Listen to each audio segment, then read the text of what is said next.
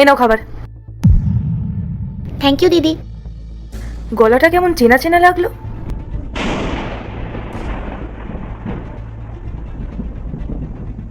ঋতিকা এখানে এই অবস্থায়?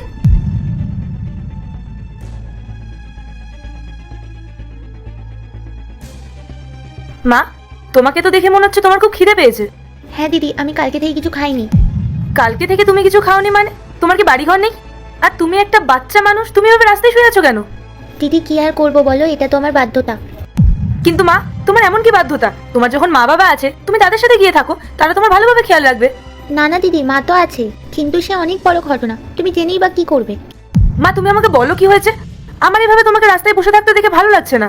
তোমার বয়সই বা কত, আর এইটুকু বয়সে তুমি এভাবে রাস্তায় বসে আছো? কি হয়েছে বলো? দিদি তুমি এত করে যখন বলছো, তাহলে আমি বলছি। দিদি আমার মাও আছে, বাবাও আছে, কিন্তু হঠাৎ করে আমার নিজের বাবা আমাদের ছেড়েই পৃথিবী ছেড়ে চলে যায়। তারপর আমার মা আবার বিয়ে করে, আর আমার যে সৎ বাবা সে আমাকে দু চোখে দেখতে পারে না। তারপর আমার মা কোনো কাজে বাইরে যায়, আর সেই সুযোগে আমার বাবা বাড়িতে একটা মেয়ে নিয়ে আসে।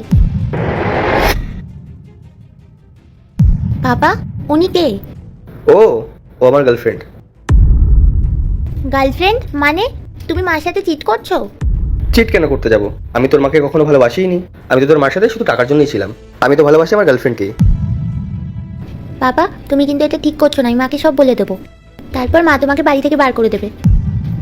কি বললি তুই? তুই তোর মাকে সবটা জানিয়ে দিবি, আর তোর মা মনোজকে বাড়ি থেকে বের করে দেবে? চলো, তোমাকে আমি বাড়ি থেকে বের করে দিচ্ছি, এত কষ্ট তোমাকে করতে হবে না। আসো,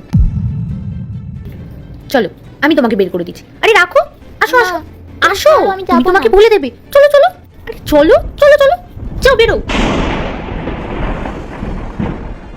এবার ঠিক আছে। এরপর কি হলো সেইটা দেখার আগে এই দুইটা ছবির ভিতর থেকে যে কোনো একটা ছবিকে ভালোবাসে থাকলে ভিডিওতে লাইক করে চ্যানেলটি সাবস্ক্রাইব করে দাও। আর যদি না করো তাহলে আমি বুঝবো তোমরা ছবি দুইটাকে ভালোবাসো না। আর কমেন্টে লিখে দাও আমি। আর ওই মেয়েটা আমাকে বাড়ি থেকে বের করে দেয়, তাই আমি রাস্তায় থাকি। কেউ এসে খাবার দিলে খেয়ে নি, না হলে এইভাবেই না খেয়ে কেটে যায়। তাহলে তুমি তোমার মায়ের সাথে যোগাযোগ করে তোমার মাকে এগুলো বলোনি কেন? বলার তো চেষ্টা করেছিলাম দিদি, কিন্তু অনেক দেরি হয়ে গেছে। আর সৎ বাবা আর তার গার্লফ্রেন্ড আমাকে বাড়ি থেকে বার করে দেয়। আমি চাই আমি আমার মাকে খুঁজে পাই, তাহলে আমি মার সাথেই থাকবো।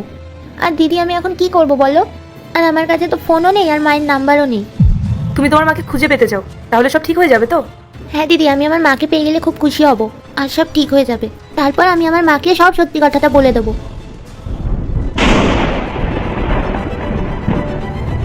তোর আর কিছু বলার দরকার নেই মা, তোর মা সবকিছু শুনে নিয়েছে।